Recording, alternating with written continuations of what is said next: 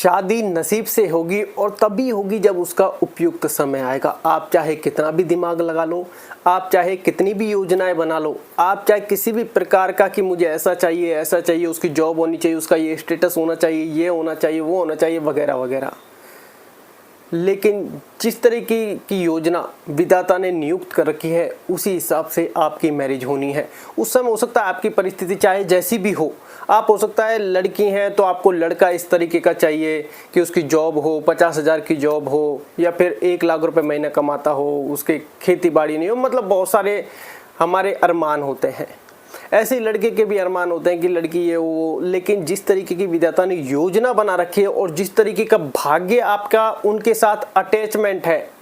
उसी के उपयुक्त या फिर कहें कि उसी के दरमियान सारी चीज़ें आपकी चलने वाली है, उसके विरुद्ध कुछ भी नहीं जाएगा। आप सोच रहे हैं कि पहले मैं 50,000 की जॉब वाला बंदा देख लेता हूँ, इतना ये वो, पता चला आपकी शादी के 2, 4, 6 महीने बाद उसकी जॉब ही चली गई, आपकी योजनाओं सब पर पानी फिर गया। इसलिए योजनाएं बनाने से कोई लाभ नहीं है। आपने किसी मान लो बेरोजगार या कम नौकरी वाले से शादी कर ली, जो कि हो जाती है, आप तो करना जब मान लो हो सकता है नहीं चाहते हो लेकिन हो जाती है, लेकिन उसका अगर शादी के बाद भाग्य उदय है, हो सकता है आप पहले तो कोस रहे हो, क्योंकि भाग्य और प्रारब्ध को कोई स्वीकार ही करना नहीं चाहता। और वो कब तक स्वीकार नहीं करता, जब तक ठोकर नहीं लगती, तब जब तक वो बादाम खा रहा होता है तब तक उसको हमेशा ऐसा फील होता है कि यार सब कुछ हम ही कर रहे हैं, हम ही सारी व्यवस्थाएं चला रहे हैं। और जब ठोकर लगती है, जब परिस्थिति उसके सामने आती है, उसके सारे प्रयास विफल हो जाते हैं, तब वो समझ में आता है कि भाग्य कोई चीज़ है, प्रारब्ध कोई चीज़ है, और उसी के अनुरूप हमारी गाड़ी आगे चल रही है। वो कह देते हैं भाग्य प्रारब्ध गाड़ी के पहिए हैं, और जो ये शरीर जो जीवन मिला है ये उसको ऊपर का जो भी वो पार्ट है वो है। एग्जैक्टली ऐसे ही हम जीवन में आगे बढ़ते रहते हैं कि भाग्य और प्रारब्ध जिस दिशा में जिस तरीके से तय कर रखा है उसी तरीके से आगे बढ़ेंगे। बहुत सारे लोगों के हाथों में ऐसी लाइनें होती है, कुंडली में ऐसा योग होता है, जिनका भाग्योदय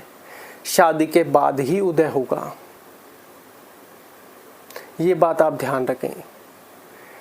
तो जो भी आपका भाग्य प्रारब्ध आपको मिला है, सबसे पहले तो इसको स्वीकार करना सीखिए। आप चाहे स्वीकार ना करें, बहुत से लोग होते हैं ना कि साहब मैं तो नहीं मानूंगा, मैं तो स्वीकार नहीं करूंगा, करना पड़ेगा।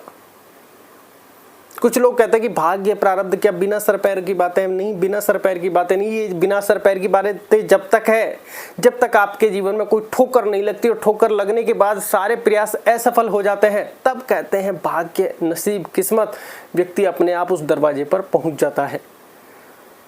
ये बात आप ध्यान रखें। बहुत से लोग आपको ये कहते हैं कि यार कोई भी व्यक्ति,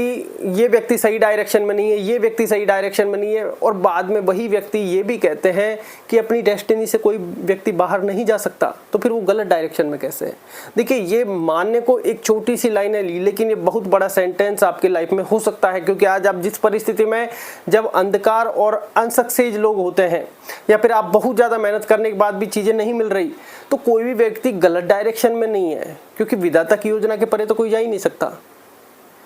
कि विधाता की योजना के परे कोई जा ही नहीं सकता। और फिर वही लोग ये कहते हैं कि डेस्टिनी